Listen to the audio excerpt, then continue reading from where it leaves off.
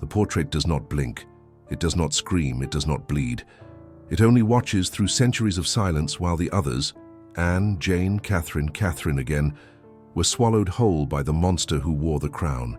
Her face remains intact even as the paint melts in reverse, fire curling back into canvas, revealing a woman neither young nor old, neither radiant nor ruined.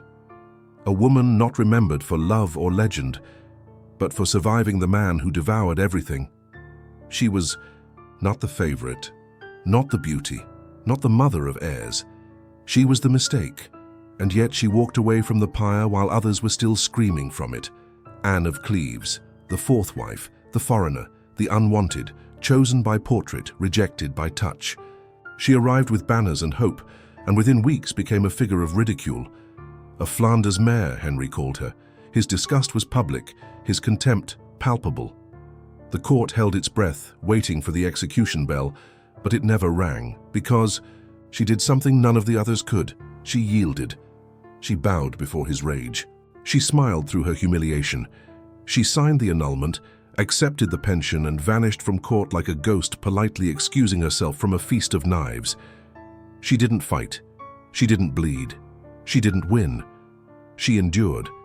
But can endurance be its own kind of death? They spared her life, yes, gave her titles, land, a new name, the king's sister. But the silence that followed her survival was not peace. It was exile in plain sight. No one feared her. No one followed her. She walked the halls of history like a shadow no one dared name. So we ask, can survival in silence be more terrifying than a glorious fall? Because while the others died with their names etched in fire and fury, she lived and was forgotten while still breathing. And in the palace built on bones, sometimes the quietest ghosts are the ones that never stop haunting. She was not born into drama. She was not born to seduce. Anne of Cleves was born into order, a Lutheran court of clean lines, cold winters, and quiet obedience. No scandal, no lace-fringed lovers, just duty, religion, and a father who trained his daughters in survival, not seduction. While the Tudor court was drunk on ambition, hers was tempered in ritual, devotion, and restraint. She was raised not to command men, but to avoid their wrath. Yet even her stillness caught the eye of Kings. Henry VIII wanted alliance, not affection. He wanted German steel behind his crumbling throne. He sent Holbein, brush in hand, across Europe to capture a bride, not in spirit but in surface. The portrait returned, soft eyes, composed posture, a quiet elegance blooming beneath heavy sleeves. Henry saw diplomacy wrapped in beauty. What he didn't see, what no painting could capture, was the silence between her words, the stiffness of unfamiliarity, the woman behind the frame. They called it a triumph. The Protestant world rejoiced. England would marry into Reformation blood. She would be queen, she would be crowned, she would finally matter. And for a brief moment, she was admired. She entered England like a pearl enclosed in velvet, foreign, polished, untouched. The people cheered, courtiers bowed, the crown shimmered in the distance. She had crossed seas, survived storms, learned new customs, and stood at the edge of history, radiant not in lust but in purpose. But radiance is fragile, and Henry was not a man to be pleased by promise. Their meeting shattered illusion. He approached in disguise, a child's game for a man who had buried 3 wives. She did not recognize him, did not fall to her knees, did not swoon. She laughed. It was the laugh that began the end, the laughter of a stranger, the refusal of fantasy. The mirror cracked, not in hatred, but in human awkwardness. And suddenly, the radiant foreign queen became a costly mistake. But before the fall, before the annulment, the mockery, the isolation, there was still this brief sliver of light, a girl born in a grey castle stepping through English fog as queen. So we ask, can a rise built on illusion ever survive the truth? Because sometimes glory is not earned or stolen, it's painted, and paint beneath too much light begins to flake. The crown was never hers. It hovered above her like a sword. From the moment Henry saw her in the flesh, the spell broke. He recoiled, not with violence, but with indifference. He called her dull, unpolished, unworthy. In the gilded cage of Tudor courtship, where seduction was survival, Anne had no weapons, no sparkle in her eye, no rehearsed charms. She wore her innocence like iron, strong, cold, and immovable. She was a bride made for peace, married to a man who fed on chaos, and yet she tried. She smiled at his jests. She endured his silence. She obeyed every word, but obedience was not beauty. And Henry, bloated, aging, festering in his leg and paranoia, wanted to be adored, not tolerated. He blamed the portrait. He blamed his advisors, but most of all, he blamed her. He wanted out, not through scandal, not through blood, but through rewriting the story. The turning point was not a scream or a betrayal, it was ink on parchment, an annulment, crafted with care, sealed with insult. They said the marriage was never consummated, that Anne was too cold, that Henry was confused. The king, who had broken a church for love, now claimed impotence for convenience. And Anne, she did not resist. She did not beg. She agreed. With one signature, she surrendered the crown that had never truly rested on her head. She became the king's sister, a title forged from pity and politics. She was given estates, jewels, a generous allowance, but not love, not legacy, not voice. And as she withdrew from court, the whispers began that she had outlived her usefulness, that she had been spared because she posed no threat, that her obedience was her escape. But escape from what? From power, from death, or from meaning? So we ask, was it survival or surrender? Because Anne of Cleves committed no crime, spilled no secrets, plotted no rebellion. She simply became invisible. And in a world where visibility was power, she vanished gracefully, quietly, and entirely, not with a bang, but with a bow. There was no fall, only fading. In the silent months that followed her annulment, Anne drifted through palaces like a ghost still tethered to the living. Rooms that once echoed with titles now heard only her footsteps. The golden plates stayed, the silks remained, but the gaze of the court shifted, first with pity, then with forgetfulness. They called her fortunate, they called her wise, but fortune can be a gilded cell and wisdom a veil for exile. Henry remarried, then again, and again. One queen beheaded, another dead in childbirth, one more cast aside. Anne watched each in quiet horror, her life spared not by affection but by absence. The further she stood from power, the longer she survived. North of the court she tended gardens, practiced embroidery, kept birds.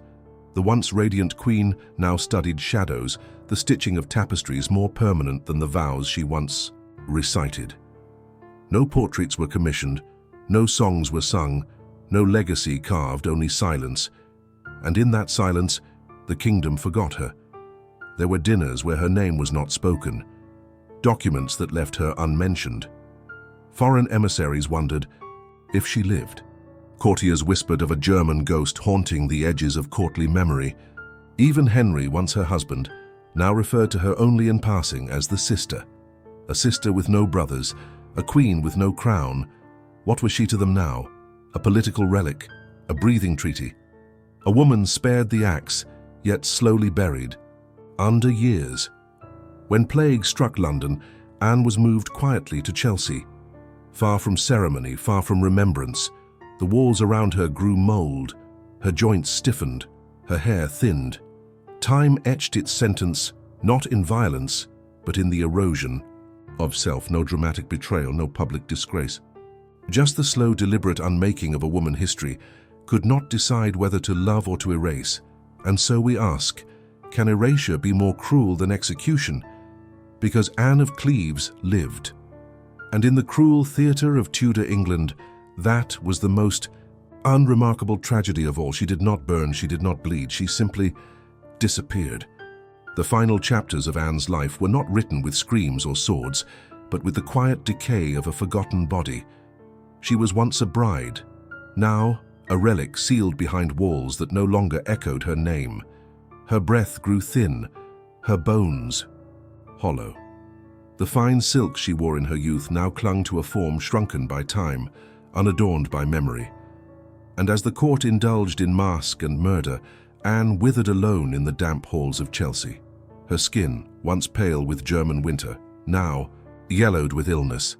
Her legs refused her, her teeth loosened. The blood that once mingled with queens and kings thickened, slowed, clotted.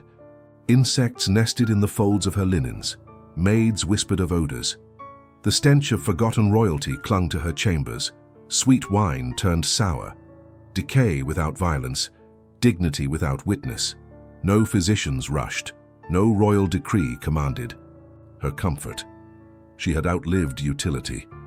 The woman who had signed her life away for survival now found herself abandoned not by acts, but by time itself. Her nights were sleepless. Coughing fits tore her silence. She bled from places no one inspected. A dull ache formed in her abdomen, a rot spreading inward, invisible but absolute. Some said it was cancer, others said it was the punishment of idleness. The truth, as always, lay buried beneath layers of royal indifference. The bed that once promised comfort became a trap of damp wood and sour sheets. Her fingers clutched at nothing, not prayers, not love, just the weight of her own stillness. There were no vigils, no whispered goodbyes, only servants rotating like shadows through her room, one to wash, one to wipe, one to look away. And so we ask, is survival without purpose a slow kind of death? Because Anne of Cleves did not fall from grace. She fell from history's mouth, unswallowed, undigested, forgotten. And as her organs failed, as her breath shortened, as the world beyond her window danced and schemed and sinned, she lay there, not condemned, not praised, just perishing. If her final punishment was not death by blade, but the cruel mercy of being allowed to die quietly, she died in silence. No crowd, no executioner, no spectacle. Just the slow dimming of a candle in a room no one entered often enough. On July the 16th, 1557, the final queen of Henry VIII's fractured legacy exhaled alone. Her hands, once offered, in marriage across kingdoms, now curled inward like forgotten petals. Her breath faltered not from fear but from years of disuse. It was not terror that claimed her, it was time, thick with dust. No priest stood at her side with final rites. No royal family gathered. Her death was not marked by trumpets or mourning bells, but by a chambermaid who checked too late and found only stillness. The heart that had once beat beside a tyrant's no longer stirred. The lips that had smiled through annulment, through exile, through irrelevance, fell still. And though she had escaped the blade, the fire, the scandal in the end, she still paid the queen's tax, dying in a palace, surrounded by shadows, without being truly seen. The curtains were drawn. Her body cooled, and the kingdom did not pause. Outside, the court whispered of Mary Tudor's latest purge, of Elizabeth's cold ambition, of war and weddings, of anything but the woman who had once been queen and had somehow never mattered. And so we ask, is a death without witnesses any less royal? Because Anne of Cleves was not murdered, she was not martyred, she was not even mourned, she was extinguished, not with fire, but with forgetting. And in that final moment when her soul left the room it had inhabited for too long, no one noticed the draft, no one recorded her last words. Perhaps there weren't any, just a breath, then none, and a silence so complete it echoed louder than any axe. She was buried in Westminster Abbey, yes, among kings and queens, but not beside them, not near Henry, not even marked with the grandeur given to others who wore the crown more violently. A quiet tomb for a quiet queen. No nation mourned, no poets wrote of her passing. History moved on without adjusting its pace, and her name sank into the margins, less remembered than erased. There was no myth made of her, no tragedy romanticized, no villainy forgiven, just absence, a life flattened beneath the weight of louder stories. Anne of Cleves became a footnote, the queen who was divorced but not disgraced, the wife who outlived them all, and yet remained unwritten in the great dramas of Tudor law. Her portraits were left unpolished, her letters stored away, her memory unclaimed. And yet, perhaps that was her final defiance. She did not burn. She did not beg. She did not give them the satisfaction of her destruction. She endured. When the axe fell on others, she kept walking. When whispers turned to screams in courtly chambers, she smiled politely. When Henry tired of her, she bowed. And lived. And in that strange, overlooked life, she carved something rarer than power. She carved freedom from it. So we must ask, is being forgotten the curse or the escape? Because in a world that fed on queen's blood and men's pride, Anne of Cleves left behind no scandal, no shrine, no weeping, only dust, only peace, and perhaps the quietest kind of victory. History remembers Anne of Cleves the way it remembers a shadow cast behind fire. Dim, fleeting, misshapen. Not infamous like Anne Boleyn, not beloved like Jane Seymour, not feared like Catherine Howard. She was the quiet breath between executions, the pause in Henry's chaos. The queen who didn't die a queen and yet somehow survived them all. She is a warning unspoken, a symbol of what power looks like when it chooses not to roar but to recede. She played no grand political game, waged no war, gave no heir, crowned no empire. And yet, hers was the only story not drenched in blood, the only ending not wrapped in shrieks or steel, the only woman to face the lion and leave the den with, her throat uncut. Was that cowardice or genius? Because she saw what others didn't, that survival is not always about standing tall. Sometimes it's about bending low enough to be overlooked, about letting the fire pass over you while others fan the flames. They called her plain. They mocked her accent. They dismissed her presence as dull and forgettable. And still, she watched kings die. She watched queens fall. She watched dynasties rip themselves apart from behind embroidered curtains, hands folded, lips sealed. What they missed was this: Anne of Cleves is not a tragedy. She is an anomaly. In a world that worshipped spectacle and punished silence, she made her silence into a shield. In an era where women were killed for being too bold or too beautiful, she lived by being neither. She endured not by winning, but by stepping aside before the blade was raised. So, what do we learn from her? That sometimes the most haunting kind of power is endurance, not fame, not love, not even legacy endurance, the kind that outlives tyrants, the kind that watches kingdoms fall like dust through light, the kind that leaves behind no poetry, only peace. And so, while the world forgets Anne of Cleves, she remains, not as a queen, not as a martyr, but as something older than both, a survivor.